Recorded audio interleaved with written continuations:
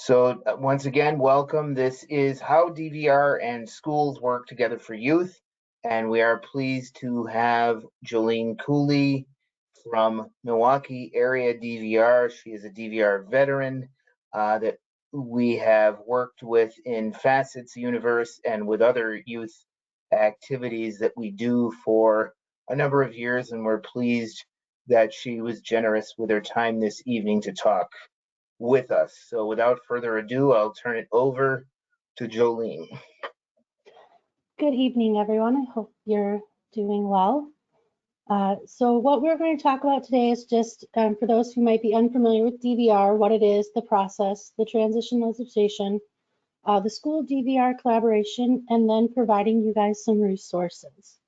So the first thing up is Matt's going to be sharing a poll to see who our audience is attending the webinar. So I will launch that now and monitor the responses. You should see it up on your screen. Just tell us if you're best described as parent, professional, or youth as we get started this evening.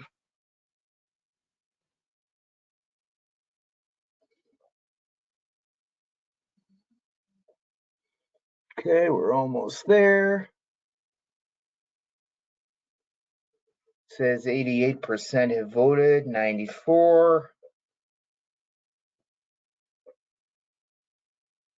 So we might have someone that doesn't have the session on screen, but I'll just give it another couple seconds and then we'll close this poll. All right, so Jolene, you can't see this, but we have 63% parents, 37% or 31% professional, 6%. So I think that means one, maybe two youth are with us tonight. So thank you folks for doing that. We're going to close the poll.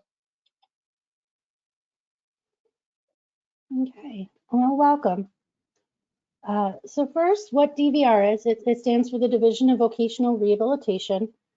We are an agency, we help with individuals provide services for employment. So people we work with are individuals with disabilities that have barriers to either getting a job, maintaining a job, or getting a better job, and they need DVR services to be able to help with that.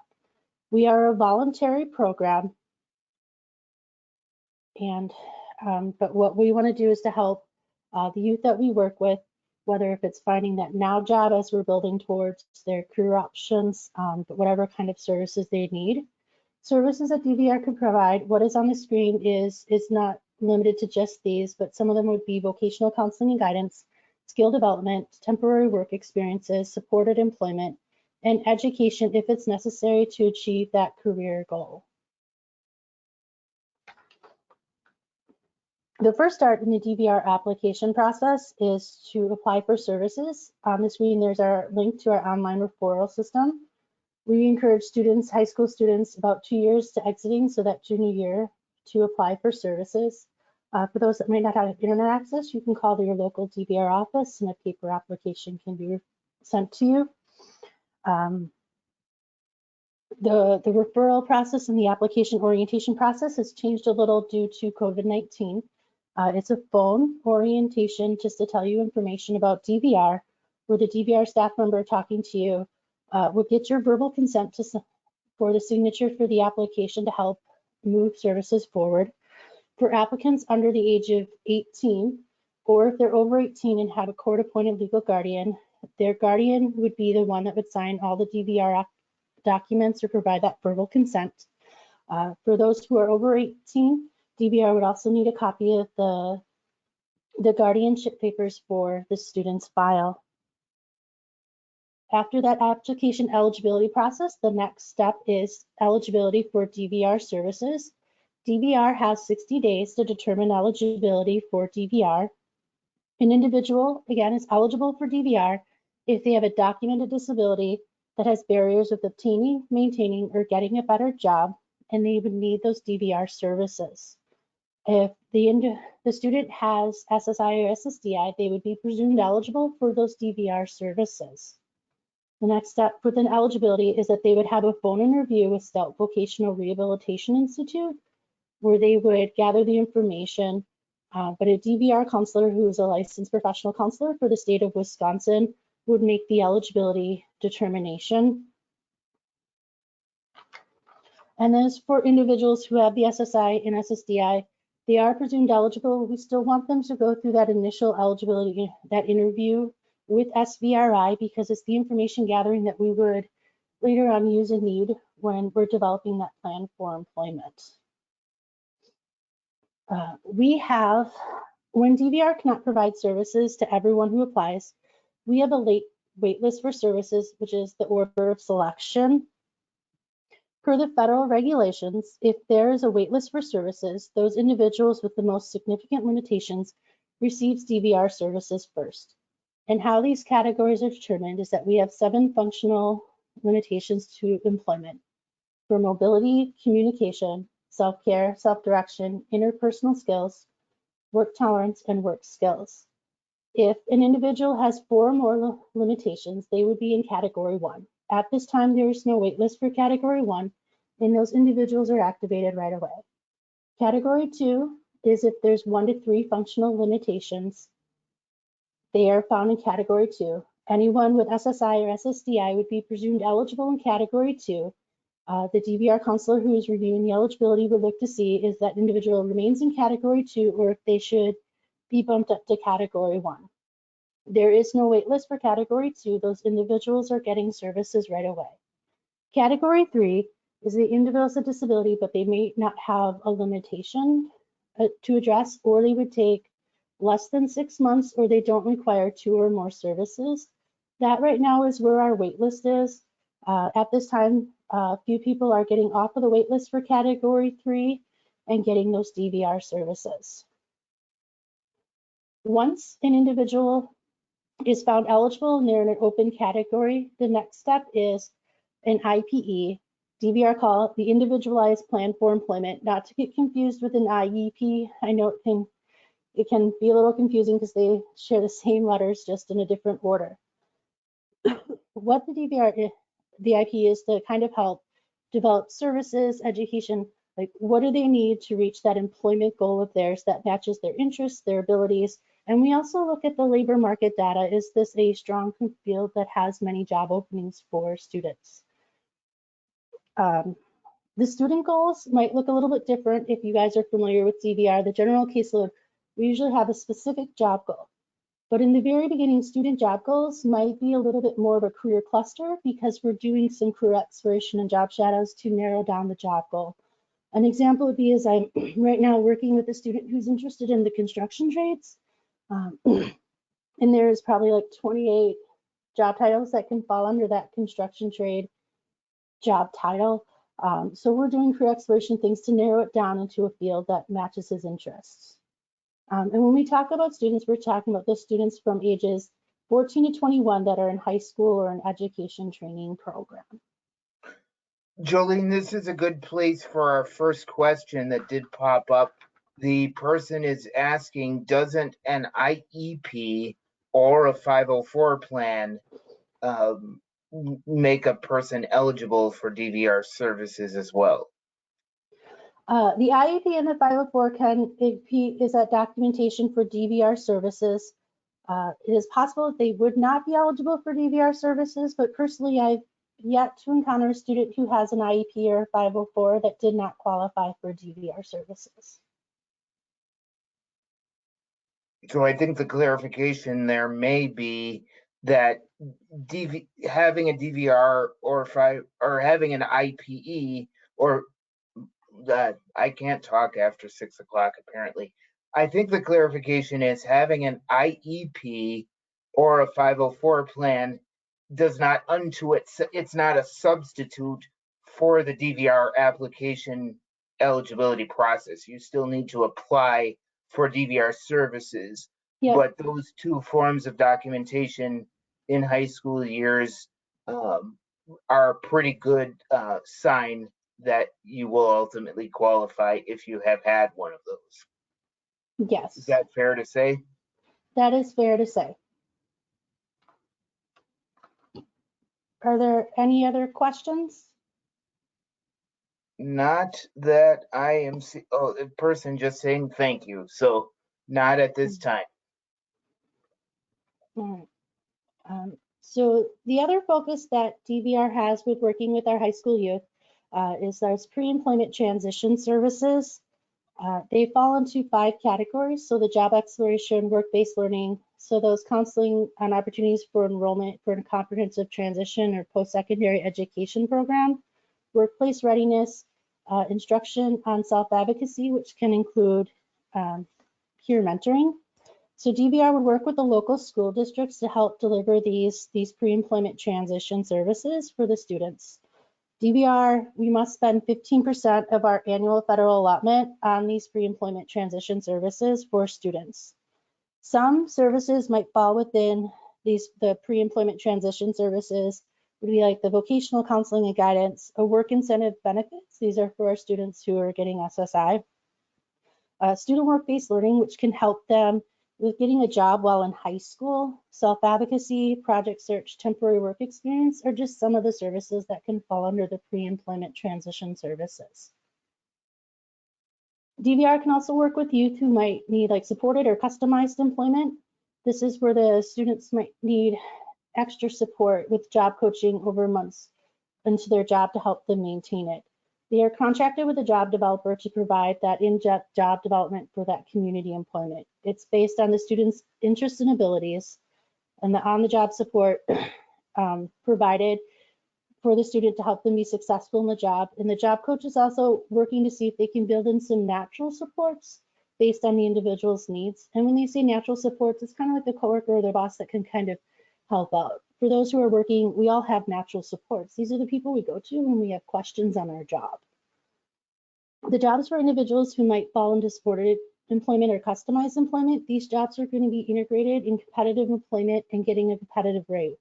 So if they're working a job that everyone at entry level is getting $8 an hour, that's where they're going to be getting and starting at for like that $8 an hour job. With the tele-students that work with, my goal for DVR is to successfully close them case working at their long-term employment goal. We will close that case successfully once they've reached their IP goal. They've been working for at least 90 days, three months on the job, and things are going well. For consumers with supported or customized employment, it might take a little bit longer before we do that 90-day time clock frame for the DVR case closure. That starts after we transition it to long-term support. So the job coaching kind of plateaus and it's about the same amount each month, then we would look to transition it to whether if it's Iris or family care. And at any time the consumer's case has been closed, they can reapply for DVR services if they need us, again, to help them either get a job, keep their job, or get a better job. Matt, were there any other questions on DVR? There are. It says, do you have to have a job goal before receiving pre-ed services, especially if the student has no idea what they want to do? No, that could potentially, the next slide about the transition legislation we'll be talking about that potentially eligible. So a lot of times they might be getting those pre-ed services with a DVR plan for employment. I'm dyslexic, so I'm always going to call it a plan for employment and not an IPE. Because otherwise I might accidentally call it an IEP. So the instance with my consumer that is interested in the construction trade, we're writing a plan based off of like that job goal of potentially where he'd want to end up. Because we're doing a lot of that career exploration from that aspect. But under, just to move into the slide, under the Workforce Innovation Opportunities Action, or WIOA, DVR falls under the Title 14. And towards the bottom of the slide where it talks about the potentially eligible, these are individuals who have yet to apply for DVR services. They don't have an eligibility determination. They can get those pre-employment transition services as a potentially eligible student. So an example would be, if they want DVR help to find a summer job, we can do that under the pre-employment transition services, but we couldn't provide them additional DVR services without a plan. So we wouldn't be able to provide a job coach or transportation, work clothes, things like that, but we could set them up with summer work experience. Did that answer the question? Whenever I make the chat appear, it disappears everything else. I am not seeing any other questions or No. comments. So one of the big facets when it talks about WIA, besides the pre-employment transition services and the potentially eligible, it reauthorized the Rehabilitation Act of 1973, where the strong focus is on transition and those high school students. This is where that 15% of our federal allotment is spent on those pre-employment transition services. This is a part of WIOA. Wisconsin DVR, prior to WIOA doing this, had a strong transition focus of working with high schoolers. So we were already spending close towards that 15% allotment towards our youth to kind of help them with being successful in that post-employment or post-high school. The other part of the transition legislation is the Section 511. So the limitations on the youth of sub-minimum wage. Anyone under the age of 25, youth, they would, in order to go into sub-minimum wage workshop, they first have to come to their local DVR office, apply for services, and determine not eligible for, like, unemployable to be able to work in a sub-minimum wage workshop.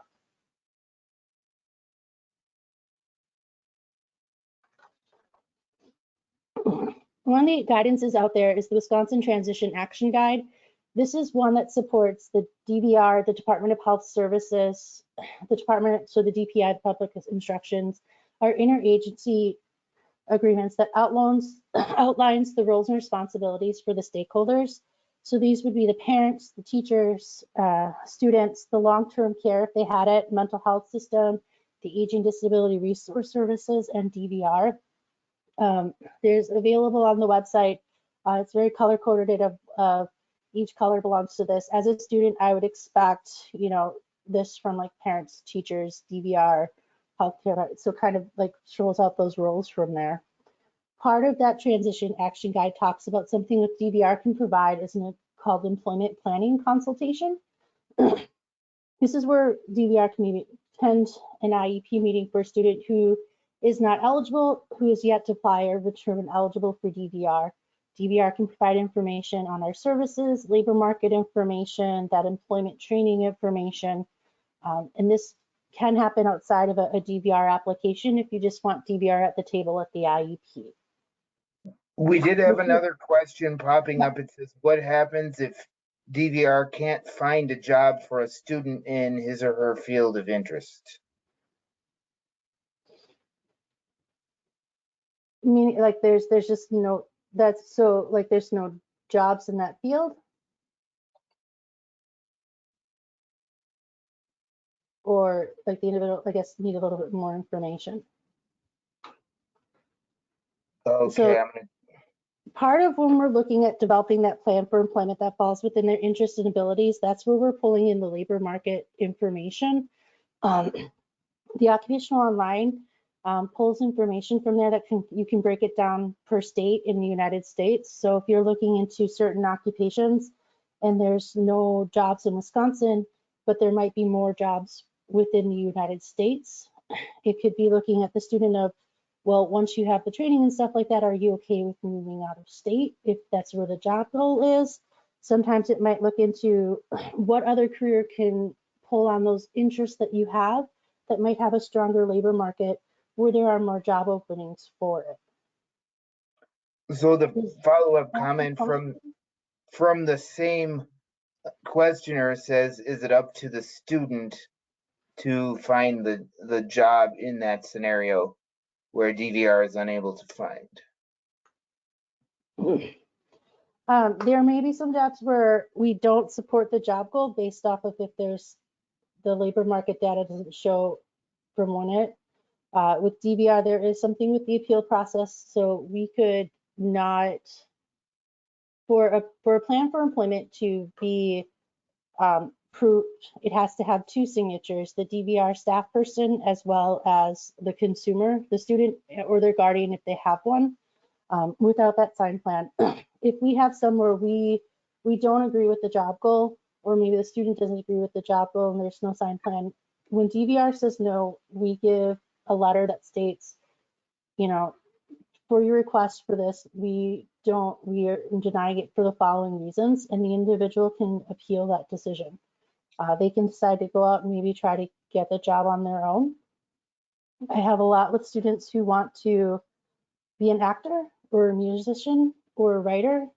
Those are harder because you have to produce something and then sell it and hope that someone buys it. So we might focus in on something that would go with their creativity that could help them be able to live while they're creating their art. So I have a somewhat similar experiential comment from when I was a DVR consumer. I would say to everybody out there listening, DVR is not your exclusive source for finding a job if you're that person with a disability or that parent or professional supporting them. You know, enterprising your own opportunities as much as you can and using natural supports is certainly encouraged. We also have a commenter who says that vocational rehabilitation for Native Americans through the Great Lakes Intertribal Council also works closely with DVR. Mhm. Yeah. And when it comes to looking for a job and things like that, if the students and the consumers that we're working for, if they're able to go out, look for a job, fill out job applications, I encourage them to do that because we want to, that's part of like that self-advocacy, teaching them how to look and to apply for jobs. When you're doing those interview preps and the mock interviews, you're helping them teach of how to talk to employer about what their strengths are and why they should be hired. So we're trying to teach them skills so that maybe down the line they don't need DVR or they'll be able to have these skills. But also we could work with a job developer that can also help them with looking for a job and things like that. I would also add to that as by day I'm an IEP process guy at Wisconsin Facets. That's something that when you're working on transition planning with your IEP team, you can be advocating and youth can be advocating for themselves to have a goal to complete a certain number of job applications or even just starting with one job application, even for practice purposes, like just going through the process either online or on paper, what it's like to apply for a job application or for a job completing an application. So whether through an IEP goal or for transition supports provided by your school or both, use that IEP process to your advantage when prepping or engaged in an IPE process.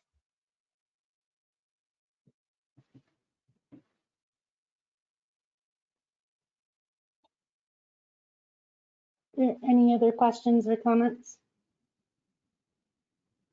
Not at this time. Mm-hmm. So I touched back this in the beginning, like how and when to get involved. We recommend 2 years to high school completion that junior year. If you feel that it's earlier, it's more necessary to apply, consult. A lot of the schools have a DVR representative assigned to it. Otherwise, you can also call your local DVR office.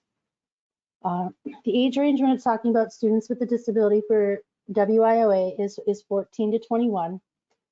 Within the school, the IEP transition planning starts at age 14.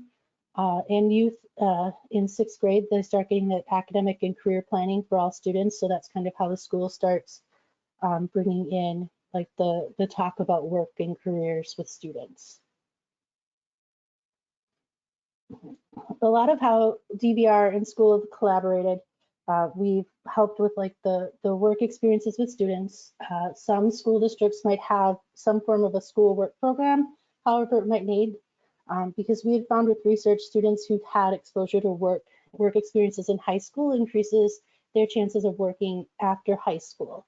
There can be cost sharing within the stakeholders. I've had one with my school district where they did the school work experience. And DVR provided that job coaching for their work experience to help the student gain with skills and getting that one-on-one support to help build those work skills.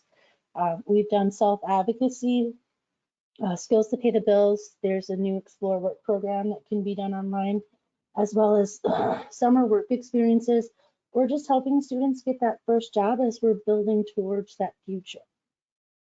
You know, this year has been a little bit more challenging. COVID-19 has provided some unique challenges when it came for that DVR school collaboration. A lot of the world went into a virtual world. So how DVR and the school tried to work to collaborate within the new restrictions within the pandemic, a lot of it might be like conference calls or virtual meetings. So like Google Meet, Zoom, Skype, Microsoft Team meetings to kind of keep that engagement within students and families. Falls within the IEP meeting. A lot of you guys might be attending like a virtual IEP meeting. With our job developers, they might be meeting more virtually or in person and virtual to complete services. So like the skills to pay the bills classes, the self-advocacy, vocational evaluation. We might be reviewing the report online, but they might, or in a virtual setting, but the testing itself could be done in person. The job search meetings, things like that. I've seen that job shadows have gotten a lot more creative during COVID. So sometimes like the service provider is setting up like Zoom meetings with employers so that they can learn about those careers and things like that. They won't get the full experience if they were able to go and shadow and see the job, but they still have that interaction. I've had some providers pulling out like YouTube videos of people working these certain jobs so that they'd be able to get a think and a feel. It doesn't quite replace the real thing where you can see it in person, but it's just trying to get innovative in the virtual world that we are still slowly getting out of. The last two slides, just they're also in the handout for the PowerPoint, give you resources for the school on WIOA, as well as general resources within the Job Accommodation Network can give you ideas of accommodations on certain jobs with disabilities. The Great Lakes ADA Center, again, there's the link for the DVR referral, and then the Job Service of Wisconsin. Right now, the Job Service of Wisconsin, they're holding their virtual workshops for people that they can sign up for free. And some of the locations are open by appointment only for those who need the self-service computer access, whether if they're going to register for the Job Center of Wisconsin or use it for their job search if they don't have access to a computer at home.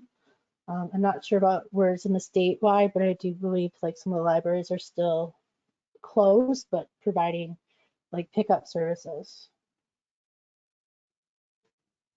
Are there any other questions? And this is me if you have questions later.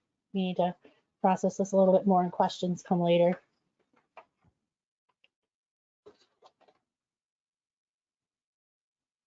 We'll give folks a moment or two. I know that was a lot of information. I'm not seeing anything unanswered just yet, but thank you, Jolene, for the presentation and for providing follow-up contact information. We'll see what folks have here. I have, okay, we've got somebody typing in, okay, it's a longer one. Well, we've got two. Okay, so the first one in the order received said, do you have any information on services for kids in transition who are presumed eligible, and what does that entail? The presumed eligible, those are the individuals who are getting SSI or SSDI.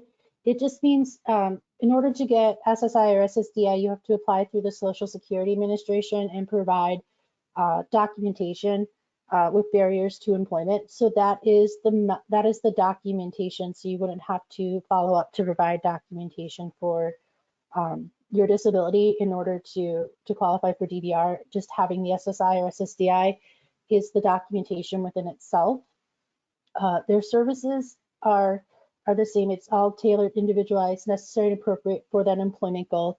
The one thing that they would, I highly always recommend for all of my students or any consumers that I work with, work incentive benefits. So it's a benefit analysis that shows how working can affect your benefit, what your break-even point is, talks about where to report it, the different ways to report it to Social Security, where individuals who don't get SSI or SSDA would not qualify for that service. So that's the one that's unique to them.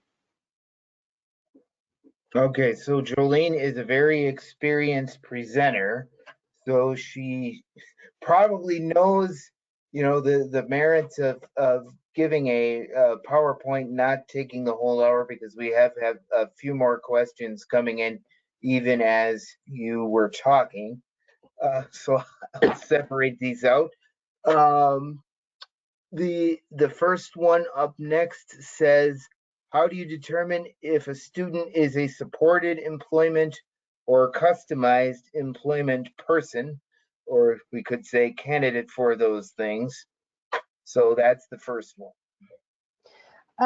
I find if someone needs supported employment, I find personally believe work tells what someone needs for supports.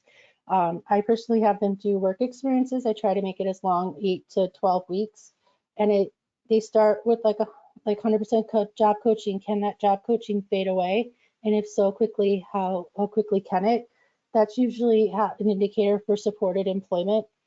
With customized employment, that is more of like a niche of supported employment. That is one where traditional job development is not gained after. This is the one where you're essentially creating a job that doesn't exist. This is truly out of the box thinking, because it builds off of an employer's unmet needs and does it match the consumer's abilities. That one might be more of if there's the work trials or the work experiences aren't working out, and then we think, well, maybe they need something more customized that gears solely towards their strengths.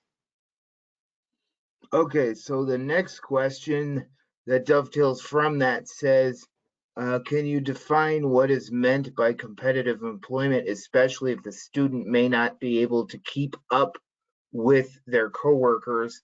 And then next up would be, can DVR pay for a job coach for a student participating in an 18 to 21 program in a school district where the student may need that one-on-one job coaching? All right. So the first, the competitive integrated competitive employment means that they're getting paid the same rate as a minimum wage or better. That is the competitive rate. There are some jobs that people start out less than a competitive rate. If they're not performing up to speed as others, they might have a job coach to see what they can do to maybe help increase their speeds, or work with the provider.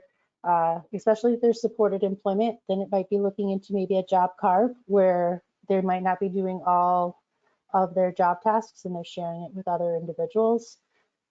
Question 2. That was the 18 to 21 for a job. Is this that Yeah, they're working in and this scenario?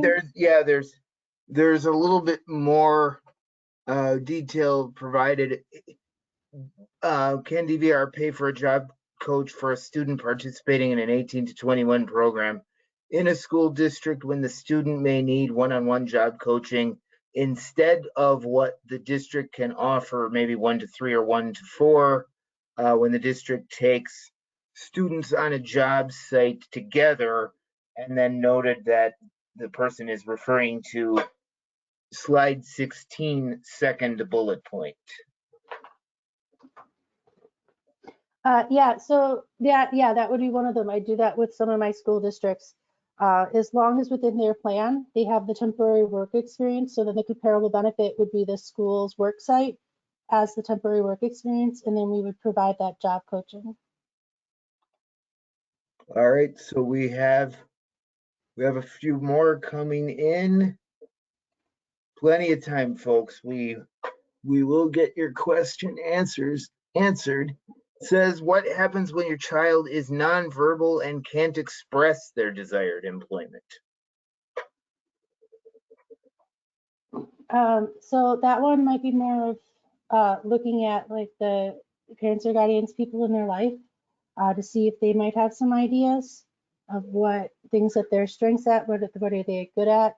A lot of times might be just trial and error, trying out some work experiences, see what they like and what they don't like.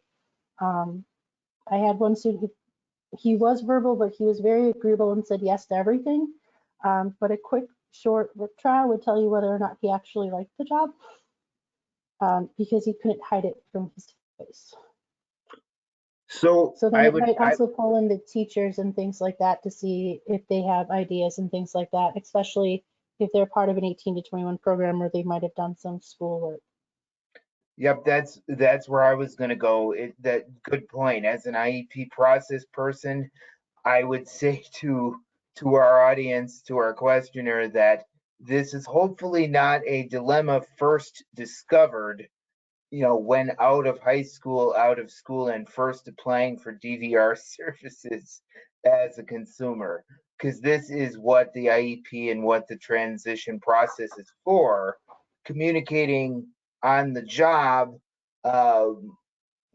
Is not that unique to be people being able to discern their strengths, interests, needs, and preferences through their IEP years in school and in the community. So hopefully the DVR experience is not the planting of the first seeds where that's concerned. So I'm deleting the asked questions as we go. There are a few more. I like that. That's an engaged audience, folks. This next one comes from somebody who may or may not have heard me bang this drum on a prior webinar. But now it's Jolene's turn. It says, what advice do you have for parents in striking a balance between supporting our child and allowing them to be self-driven?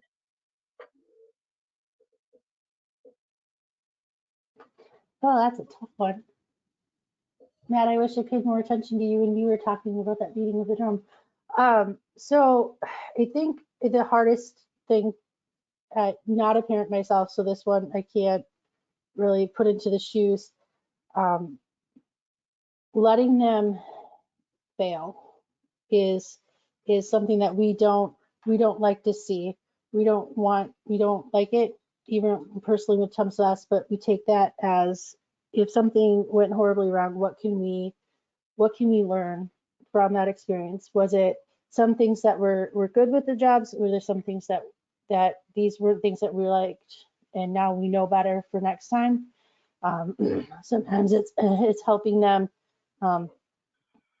when they need that support, but just kind of giving that little bit of freedom and providing that support from there. Because if they're on the job and they have a job coach, they'll have that support there, because we want to help them build towards as much as independence as they are able to have for themselves. But I think the hardest part again, I'm not a parent, so I do apologize. But it's what happens when we stumble. Let's get up, let's review that experience, and how can we move forward from this? What can we learn from it? That's Matt, well you might said. want to add. That's Okay, well said for being mostly impromptu. I'm not a parent either, but I am an individual with a disability. Many of you on the webinar know that. But the experience I have had is my parents were pretty much very supportive of my employment seeking enterprise. I did not end up in the field that I studied for and prepared to go into through school, but they were very supportive on pretty much all fronts. It is a common refrain among some youth and developing self-advocates that their parents are both their biggest support and simultaneously, or at different times, their biggest impediment. So the key thing for me is high expectations, whether the main subject is employment, job searches, higher education, community-based living, independent living, whatever sub area of transition it is being discussed and considered, high expectations are very important. So we'll move on to we have, as of right now, we have 3 more questions. This one says, how difficult is it to find a placement for someone with medical support needs, such as diabetes or a seizure disorder, etc.?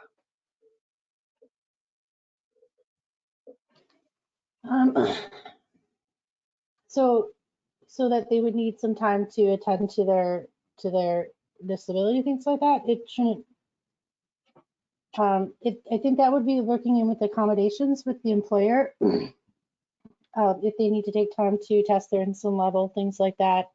especially with the seizure disorder, education of what were to happen if their individual would be experiencing a seizure or what to do from there.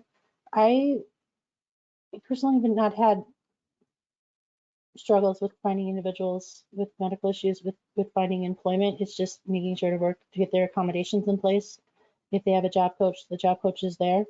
I think my biggest challenge is that I was working with an individual who had a device on her at all times, and what to do if the device went off. So people needed to have training on it, figuring out her transportation needs to get to and from the work. So sometimes it's just more pieces of the puzzle to figure out the answers to. Okay. I don't think I answered the question I'm not satisfied with the answer. I just don't have a better one because it's looking to find the right employer. It might take a little bit longer, but it's employers out there. Well, I mean, I think you're right, and I'll give our questioner time to type a comment as we talk through this. But I think you're right, Jolene, that it's largely accommodations and the disclosure of those medical needs as the job seeker, and then employee is comfortable disclosing, and the management of these needs probably does not start from day one on the job.